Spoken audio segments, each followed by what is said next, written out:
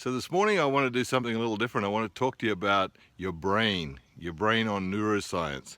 And before you switch the video off, please pause and take a listen to this because it's pretty exciting stuff. Certainly gets me geeked out.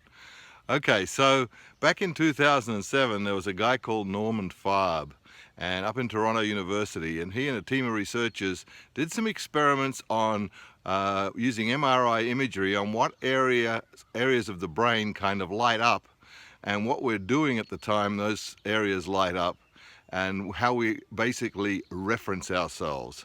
So self-referencing, that's a term you'll hear in this study a lot. Self-referencing really just means how we relate to ourselves, how we experience ourselves over time, the dimension of time. Now here this morning is a great example, because here I am on the top of this beautiful hill looking out over the view just after sunrise.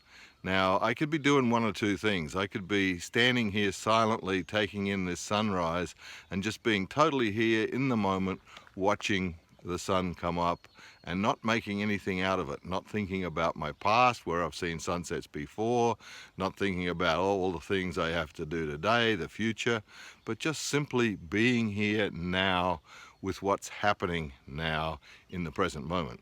That's called present-centered self-referencing. And of course the other way of referencing, of thinking about the past and the future and my stories and all of that, is called narrative self-referencing.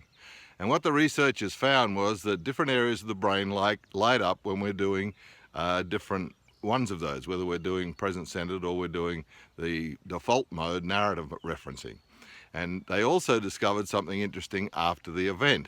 Basically, people who were really good at self-referencing in the present were people who'd practiced some kind of body-mind work in preceding that, so they'd actually trained themselves and their brain to reference more in the present. And in this particular case, it was after people had done an 8-week mindfulness program. But there's many different ways to get into the present. Those of us who are yoga practitioners know that getting into the edge of a yoga posture is a great way to be right here, right now, right? So there's many different ways to do it, and we, of course, in our work, Phoenix Rising Yoga Therapy, use the yoga posture and the yoga experience as a way of getting into direct experience or present-centered self-referencing. Now, the researchers found it very interesting because those people who could switch easily were the people who had practiced or who had had some experience at switching, at actually getting into being in the present moment. The people who had no experience had difficulty and generally tend to stay in default mode, thinking about the past and the future.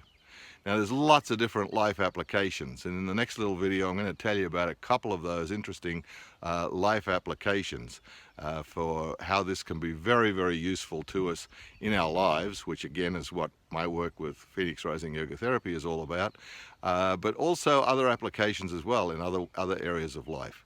So stay tuned and you'll see a little more on the next series about your brain.